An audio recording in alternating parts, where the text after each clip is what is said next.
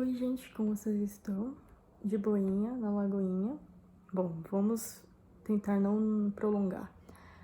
Faz uns 5 dias aí que eu tinha simplesmente acordado, a prova disso é que eu estou viva aqui. E a primeira coisa que eu tinha feito foi ver uma mensagem que eu tinha recebido, que vi que tinha algum paralelo com coisas da minha vida pessoal.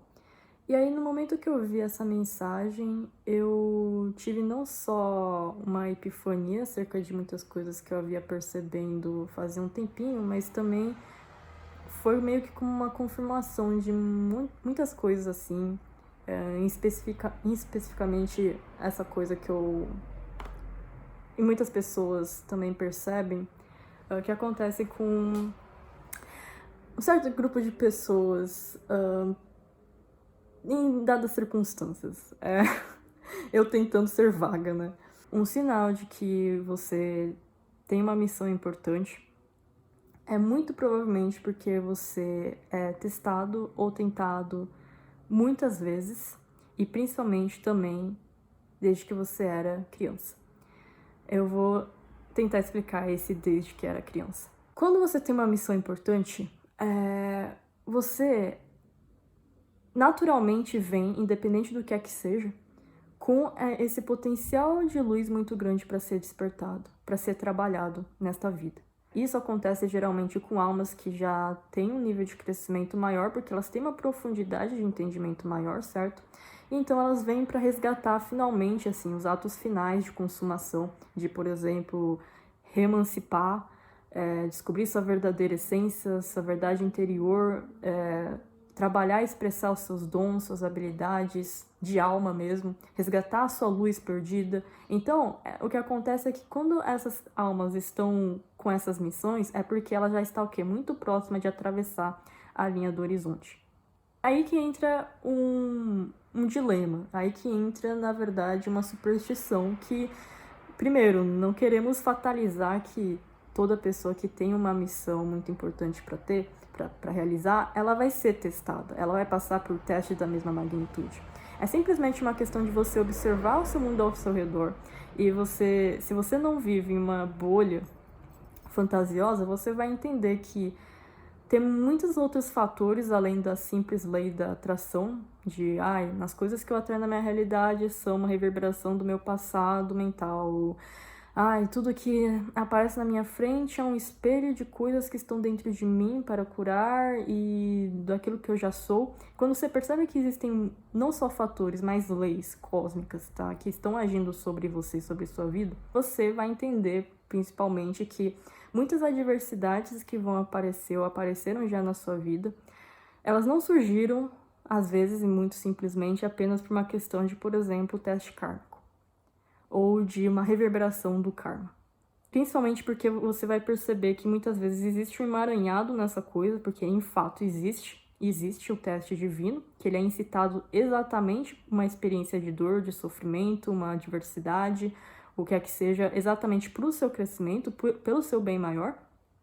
Mas dentro desse teste divino, às vezes, por exemplo, uma noite escura da alma, em que você é levado a uma seca espiritual, é encontrado uma brecha para forças inversas ou forças contrárias tentarem coagir você a continuar nessa seca espiritual. E aí que entra o momento do discernimento, ou o momento que, por exemplo, quando você é mais novo, você às vezes não consegue perceber isso, que não é uma questão simplesmente de azar, ou muitas vezes até mesmo se você cresceu com esse dogma, né, de se sentir culpado, pecador, ou de se sentir responsável completamente pelas coisas que você vive, uma questão simplesmente de, foi minha liberdade de escolha que me levou até este lugar, e por isso que eu, de alguma forma, manifestei essas situações de, seja extrema pobreza, de abuso, de pessoas disfuncionais ou tóxicas a gente vai entender que, obviamente, tem uma questão muito mais profunda da questão da projeção de si mesmo, que não é simplesmente a questão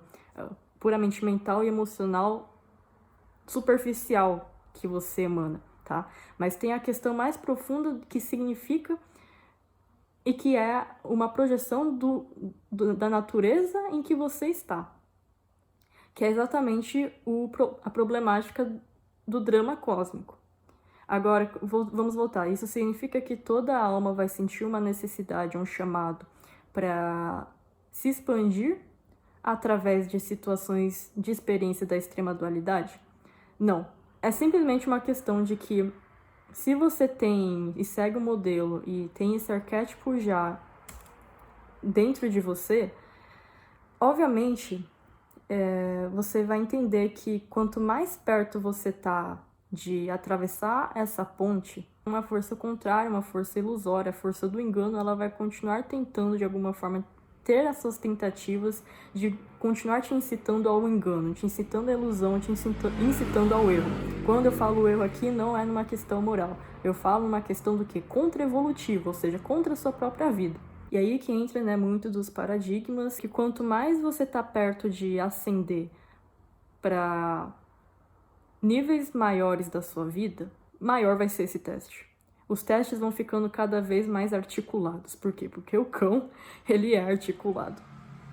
Então, isso aqui é só para eu falar, tentar localizar muitas pessoas que às vezes não conseguem distinguir quando as experiências destrutivas, negativas, não advêm só de uma mesma origem, tá? De uma mesma fonte de problema. E aí vamos explicar por que esse teste já começa desde que você é muito pequeno. Quando você começa a olhar para fatos do seu passado e você começa a perceber que as experiências de bloqueio, as sequelas que você carrega, às vezes até hoje, tem alguns pontos ligados, meio que você começa a perceber que havia uma esquematização de uma forma de tentar obstruir ou de boicotar a sua própria luz. Vamos tentar explicar isso com um exemplo prático. Quando você é criança, que nem eu falei, você está em certas condições em que você, e uma delas que abre mais brecha para uma força inversa, uma força contrária tentar te impedir, é exatamente o fato de que você é dependente. Você não consegue pagar o seu próprio IPTU, você não consegue dirigir um carro, você não consegue dar de alimento para você mesmo, você não consegue fazer escolhas lúcidas, então você é totalmente dependente emocionalmente, financeiramente, em geral, insegurança de algumas outras pessoas. E mesmo que você tenha programado e tivesse tudo certinho para você encarnar, por exemplo, em condições para você crescer saudavelmente, você vai perceber às vezes, se isso aconteceu com você, pro passado, que de alguma forma, mesmo que tivesse tudo de vantagem, benefício para você crescer saudavelmente, existia alguma coisa que estava sempre tentando assassinar você, metaforicamente ou não. E que se não tentaram e não conseguiram te matar desde que você era um brotinho, aí que está, é muito mais fácil cortar o bem pela raiz do que quando ele já cresceu, vão tentar tornar a sua vida o quão miserável possível desde que você estava na infância. Por quê? Porque enquanto uma pessoa ainda está estruturando a sua personalidade e está numa subconsciência, numa consciência que se auto-engana, é óbvio que isso vai ser utilizado como um mecanismo contra você mesmo. Então perceba o que vai acontecendo. Às vezes, por exemplo, você veio com uma missão de construir uma comunidade ao redor do mundo com vários povos e culturas, diferentes nichos. E isso vem com uma missão de você expressar o amor incondicional, independente das barreiras. Então, o que acontece? Desde pequeno, por exemplo, por mais que você tenha tido pais extremamente abertos, mente aberta. Se, por exemplo, um dos pais ainda tinha alguma coisa com preconceito, ou sei lá, você estava numa escolinha que era muito regrada, o que vai acontecer? Como a maioria das pessoas, coletivamente, infelizmente, estão no ego, de certa forma elas vivem no ego, ou estão numa inconsciência, é muito mais fácil uma força contrária, contra-evolutiva, usar esta pessoa como algoz para sua vida. Por quê? Não é porque existe essa questão de que vem pessoas na sua vida porque elas vieram para ser seu algoz. É simplesmente porque é muito mais fácil manipular elas para forças do mal. Então, se isso acontece, muitas vezes vai pegar, por exemplo, se o seu pai ele veio com também um objetivo de também desconstruir algum preconceito, mas ele não consegue de alguma forma, já encontra ali na fraqueza dele um algoz para tentar te atacar. Então, desde pequenininho, por exemplo, ele programa na sua cabecinha de que há alguma coisa relacionada a racismo, alguma coisa relacionada a homofobia, o que é que seja. E conforme vai passando o tempo, mais mente fechada você vai se tornando e você vai criando um certo ódio por certos grupos, certas pessoas. Mesmo que isso pareça completamente arbitrário, porque não é uma coisa que acontece com, tipo, só 1% da população, mas, tipo, num grau epidêmico, ainda assim você vai perceber que em relação a si mesmo, existe alguma coisa simbólica ali que você às vezes só vai perceber muito mais no futuro. Que quando você superar esse preconceito, essa discriminação, você vai falar, meu Deus, eu fui liberto, mas não só sinto essa libertação como, meu Deus, o que eu perdi este tempo todo? Porque isso estava me afastando do quê? Cada vez mais das pessoas. E o que eu vim trabalhar é o quê? Exatamente, juntar as pessoas.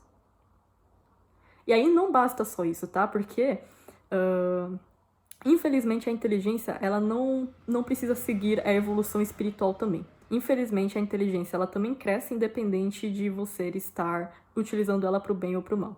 Então, é óbvio que uma força contrária inversa, uma força resistidora, vai utilizar toda a sua inteligência de alguma forma para atacar os seus pontos fracos.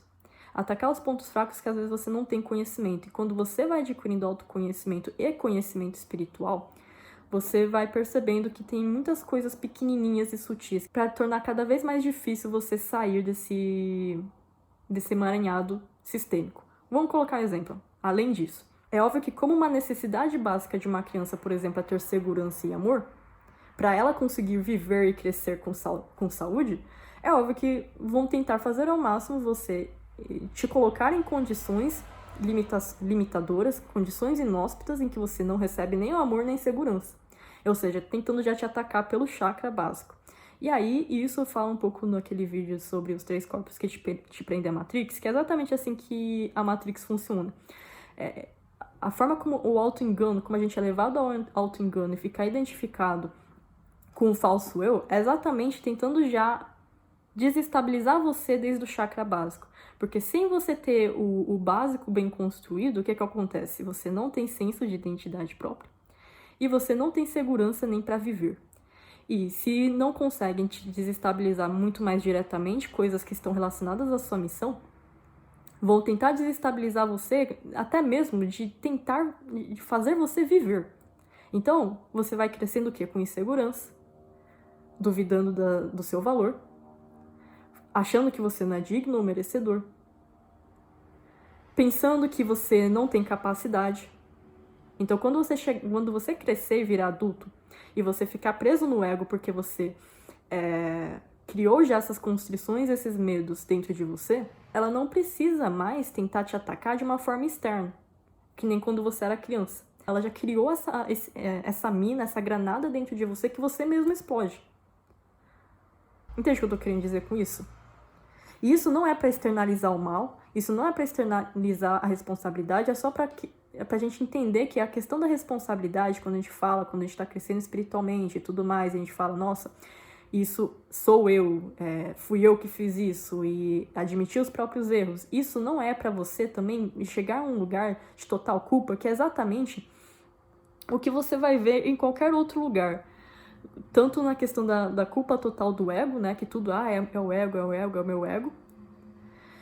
E da questão de, por exemplo, somos pecadores, você achar que o mal, de certa forma, é sua natureza. Quando você descobre o que é realmente a sua natureza, quando você começa e vai começar a despertar a sua própria luz, meu amigo, você vai perceber. Esse mal aqui, ele sequer existe. Não só pela questão de que, ele é uma ilusão, ela é uma ilusão. Mas simplesmente porque você vai perceber, peraí, tem uma sensação de algum estrangeirismo que estava tentando me fazer crer em coisas que não existem e que eu não sou. Que não existem e que eu não sou. Parece que são coisas muito assim, sabe, desligadas uma das outras.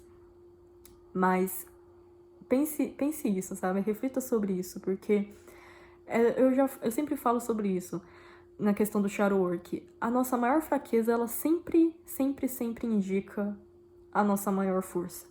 E aquilo que você mais vai passar de bloqueio, aquilo que vai ser a sua específica extrema experiência de ilusão, às vezes exatamente a extrema libertação da verdade que você veio trazer aqui no mundo. Por isso que muitas pessoas vão falar que não só uma das belezas da vida é exatamente a dificuldade, mas também que é através só da dificuldade que a gente consegue realmente crescer espiritualmente, sabe? E isso não é para levar a você pensar que, tipo, nossa, eu preciso ter uma vida muito dificultosa para realmente crescer. É só simplesmente uma questão de quanto mais você tem essa experiência com o lado extremo, contrário da vida, mais você também cria entendimento sobre o lado verdadeiro da vida. Porque isso é a questão que a gente fala que, ai, a luz sempre vence. Eu não gosto dessa frase. Mas é simplesmente, tipo, a luz, ela sempre vai estar se infiltrada através da escuridão. E isso é exatamente o que? O mito de Sofia, para quem conhece, né? O mito de Sofia, Sofia é a luz, sabedoria, e ela cria o próprio filho sem a presença do Criador, e aí ela cria o quê? Um filho defeituoso. Esse filho defeituoso é o mal. E aí o mal, ele tem o quê? Intenções de estragar ou destruir esse plano de criação, que é exatamente, entre elas, o ser humano. E aí o que acontece? Sofia, ela consegue se infiltrar, o filho se volta contra a própria mãe, só que a mãe consegue se infiltrar dentro dos planos do mal, dos planos trevosos do filho, e conseguir levar o ser humano, a criação, a conseguir se libertar, mesmo na pior das calamidades, na pior das ilusões que existem. Isso é não só a inteligência suprema, divina, que sempre consegue, de alguma forma, nos retornar ao nosso caminho, sabe? Por mais que você esteja desviando, assim, desviando totalmente do seu caminho, e você incitando a ser criado karma, karma, karma, incitando você a criar karma, karma, karma, karma. De alguma forma, você sempre vai, o quê? Estar voltando para o seu plano dharmático, até através do karma. Entende? Essa inteligência que move a gente, e que tá movendo, e que move você também. Então é isso. Desculpa o falatório. Eu amo vocês. Até mais e beijinhos.